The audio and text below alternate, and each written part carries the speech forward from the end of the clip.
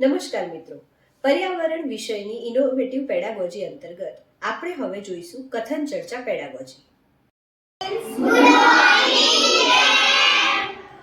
બધા સરસ રીતે ચોથું ધોરણ પાસ કરી અને પાંચમામાં આવી ગયા નહીં? હા.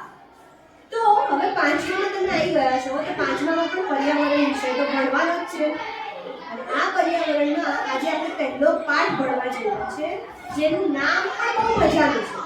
જેનું નામ છે મજાની ઇન્દ્રિયો. કેવી ઇન્દ્રિયો? મજાની ઇન્દ્રિયો. હવે તમને એક પ્રશ્ન થાય કે આ ઇન્દ્રિયો એટલે શું? બરાબર ને? તો આ પાઠ શરૂ કરીએ ને એ પહેલા હું તમને લોકોને કેટલાક પ્રશ્નો પૂછીશ. પ્રશ્નો બહુ અઘરા નહીં હોય એટલે ટેન્શનમાં આવી જશો નહીં, એટલે જવાબ આપી શકશો. બરાબર?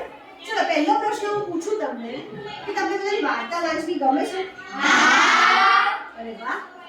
તો તમે પેલી વાર્તા વાંચી છે કે જેમાં એક કાગડો હોય છે એ ઉપરથી દૂરથી ઉડતો ઉડતો આવે અને નીચે બેસીને પેલા છોકરાના હાથની પૂરી લઈને જતો રહે છે?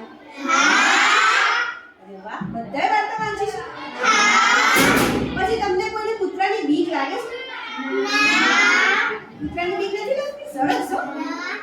તો તમે ક્યારે એવું જોયું છે કે કૂતરું સૂઈ ગયું હોય અને એની બાજુમાંથી જો આપણે પસાર થઈએ તો કૂતરું ત્યાં સૂતું જ રહેશે?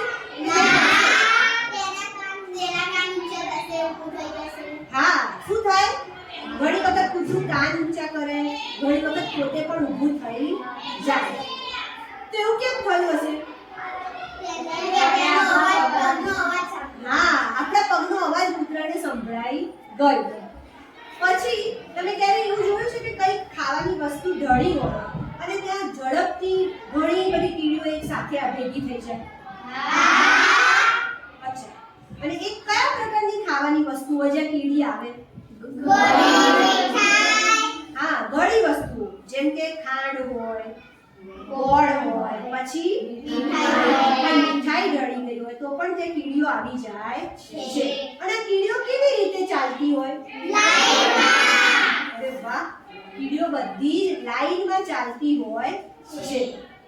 તો આ ત્રણ ઉદાહરણમાં આપણે એ જોયું કે આ બધા જે પ્રાણીઓ છે ને એમની પાસે વિશિષ્ટ શક્તિઓ છે.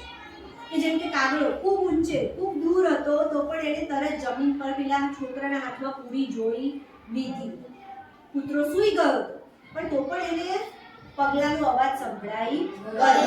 અને કીડીએ કેવી રીતે ખાંડ કે મીઠાઈ ઓળખી લીધી? હા, સ્મેલથી, એની સુગંધથી કીડીને ખબર પડી ગઈ કે અહીંયા ગળી વસ્તુ ઢળી છે.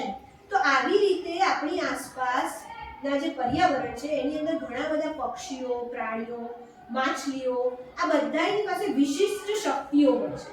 અને એ વિશિષ્ટ શક્તિઓને જ કહેવાય છે ઇન્દ્રિયો. શું કહેવાય? ઇન્દ્રિયો. અને આવી બધી મજાની ઇન્દ્રિયો વિશે આપણે આ પાઠમાં ભણવા જઈ રહ્યા છીએ.